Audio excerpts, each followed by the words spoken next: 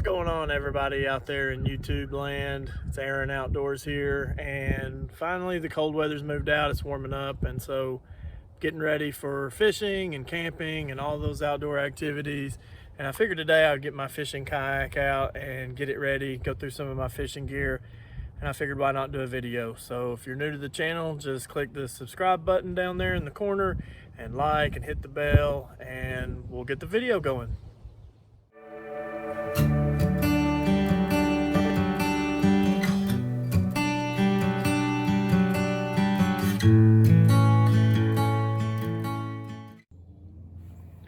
So this is my fishing kayak. This is the Feel Free Lure 10 Volume 1. And the reason why I say Volume 1 is a year or two ago, they changed the kayak a little bit. The most notable change is the compartment here. On this version 1, it's actually just a compartment. And what they did on the version 2 is they changed it to a pod that completely comes out. And I think the reason why they did that is people would just go for the 11.5 and the 13 because it had the pod that would come out. The 10 just had the compartment. And so all those guys that want the fish finders on there, you could still do it on the 10, but it was pretty tricky and you kind of had to rig it up. Whereas with the pod, you could just kind of do everything in that pod and then just slot the pod in, the transducer, everything. It's much cleaner and much better system. So I don't think a lot of people bought the 10-foot model. I think most people bought the 11.5 and the 13. For me, I like the 10-foot. I do a lot of fishing in the mountains, on mountain lakes. I just don't need an 11.5 kayak, and 10-foot fits in the truck really well. I also don't really use fish finders on the kayak. I don't like a lot of wires and stuff on my kayak. I like for it to just be clean and simple. When I go fishing, I'm out there to just enjoy myself. I don't want to have a lot of gadgets. I don't want to have a lot of gizmos I have to work around. So the 10-foot version 1 works out for me. I've had this for a couple of years now, and before this one, I had Feel Free version 1 in orange, and I had it for probably a little over a year, and I couldn't really find very many people to go fishing with me, and I kind of got fed up. And I also had a bass boat, so I went ahead and just sold the kayak, and as soon as I sold it, I regretted it, and I went out and bought this one, same kayak, different color. And I'll never get rid of this again. It's just a super great kayak. So there's a bunch of review videos out there, so all I'm going to do is just tell you a couple things that I like about it and a couple things I don't like about it. One of the things I really like about it is the stability. You've got a pretty wide platform there to stand up on, and just super stable, very easy to stand up. The kayak actually came with a leash that you could use to pull yourself up, but I didn't need it, and I didn't like it flapping around, at my feet, so I just took it out. It's not a problem. When I want to stand up, I just stand up. But super, super stable, which kind of brings me to a downside of that, and that is the kayak is pretty heavy. I don't exactly remember the weight of the kayak, but I would say with everything loaded up, you're definitely knocking on 100 pounds, or maybe even a little over, especially with all your gear in there. And these fishing kayaks, man, they can be cumbersome to load and unload, and they're just heavy and they're bulky, and I can't tell you how many times I've actually dropped this thing. I was car topping this back in the day. Now I have a truck. I just put it in the truck bed. But yeah, so it's super stable, super easy to stand up on, but that comes at a price, and that price is its weight. It's pretty slow. Now I know that's subjective, and some people will say it's not slow. I've heard people say that it tracks terrible, that it's a tank.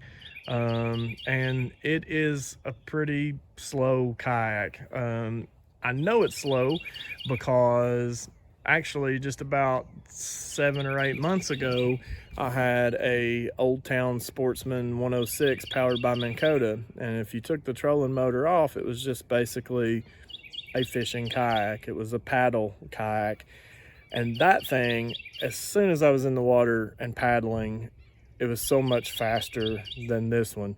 Now, this one's not awful, but especially when you put it in the water, it's not bad. But after you've been paddling all day, fishing all day, you're ready to get back to your vehicle. It's definitely a little bit of a slog. Hey, there's my cat roaming around.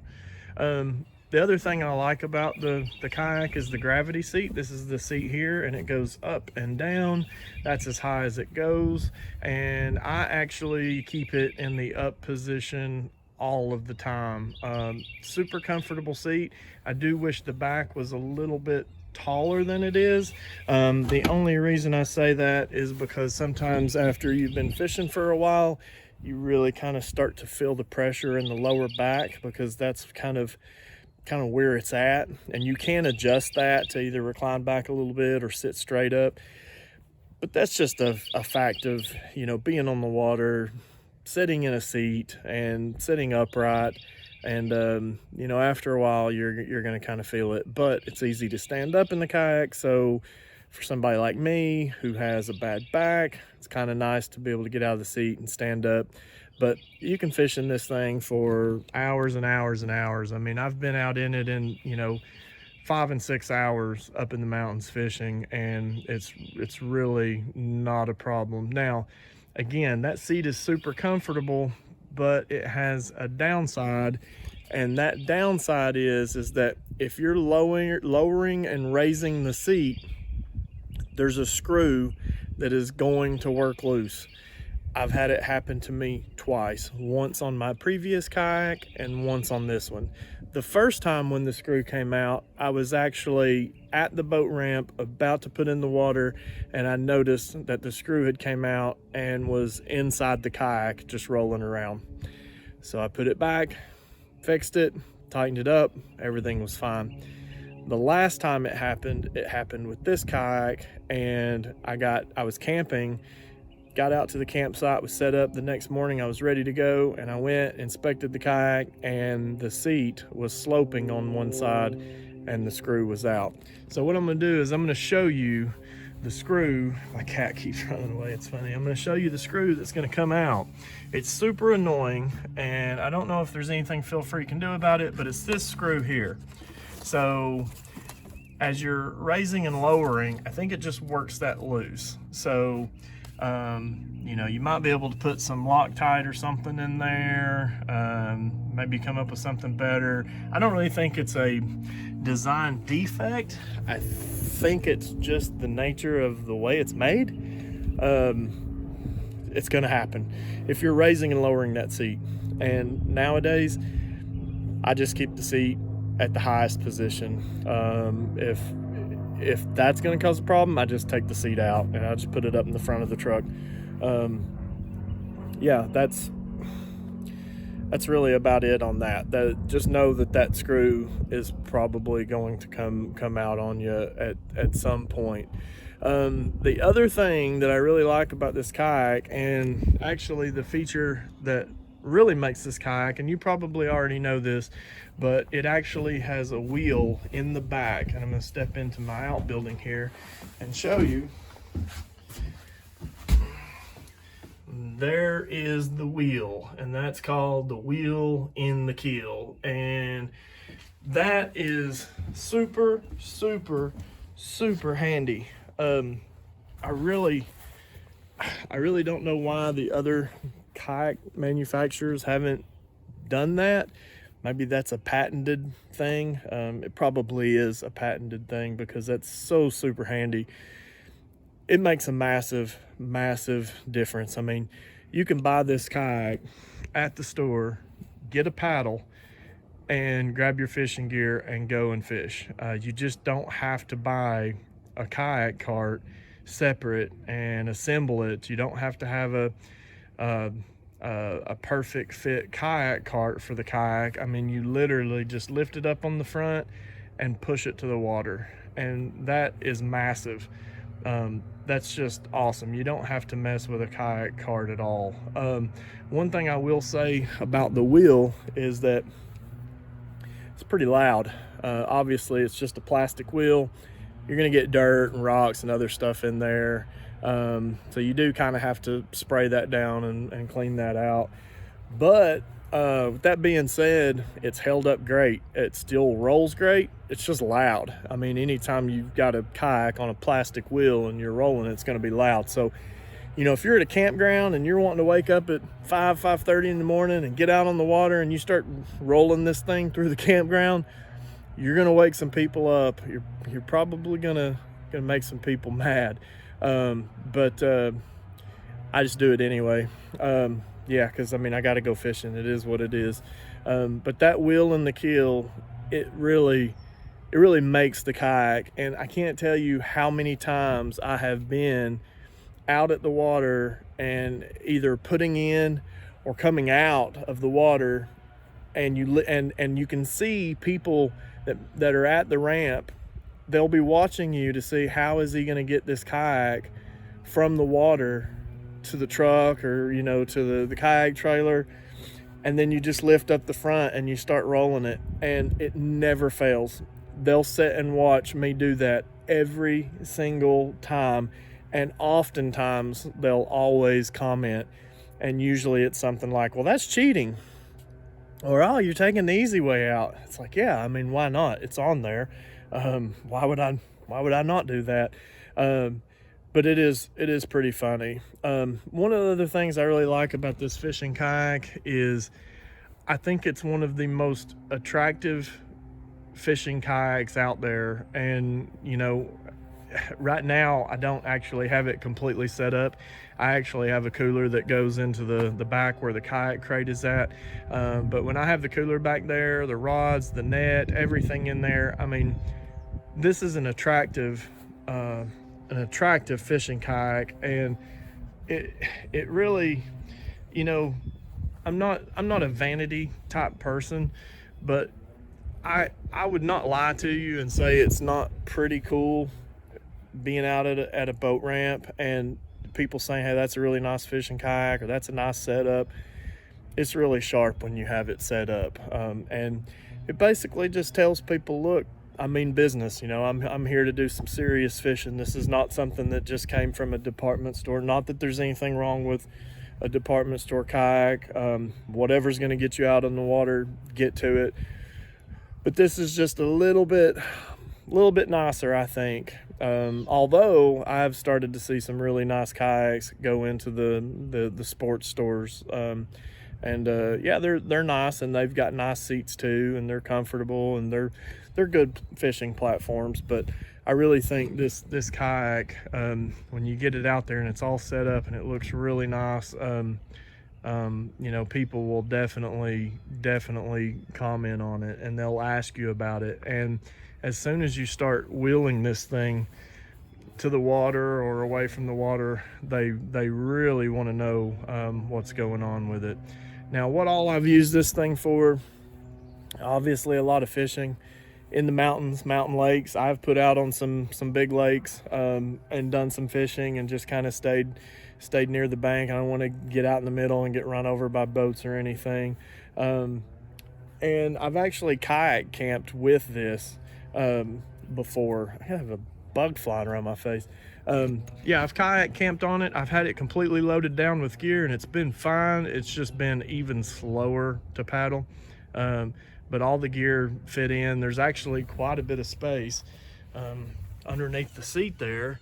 And usually I'll shove, you know, folding chair, sleeping bag, whatever under there. And another really nice thing about this is in this compartment here, it actually, let's see, I actually locked it. It actually runs the length of the kayak. So you can actually put your rods in there, and that's awesome for transport. The only thing I will say to that's a downside is you have to be very careful, because I've actually broken rod and reels doing that. The rods have been okay, but I've broken the reel handles. You know, they're plastic, and if you just put the rods down in there, it's probably going to be okay if they're not jostled around a lot. But if you start shoving life jacket, toolboxes, soft padded toolboxes, other things down in there, you just have to be really careful. I had 2 break on me, and after that I don't transport rods in it anymore. If I had to, I would, but I have other ways, and so I don't stick the rods in there. But for kayak camping, when you're loaded down and you need a place to put those rods, it's pretty handy. So yeah, I really like this kayak, and you know, I'm never gonna sell it. I'm gonna keep it, just keep fishing off of it. It's a great fishing platform. It does everything I need it to do. It is a little slow. It is kind of big and bulky. There's my cat again. But man, I just still think it's one of the best values around. I do wish Feel Free would come out with some new, well, I wish they would come out with some new fishing kayaks. They've had this lure out for a long time. It's kind of their flagship, and I know that they've started getting into, you know, pedal drives and other things on some of the higher end models. But I really just kind of, you know, there's something to be said for having just a straight, you know, paddle kayak, you know, and that's what I like. You know, I'm out there for the exercise as well.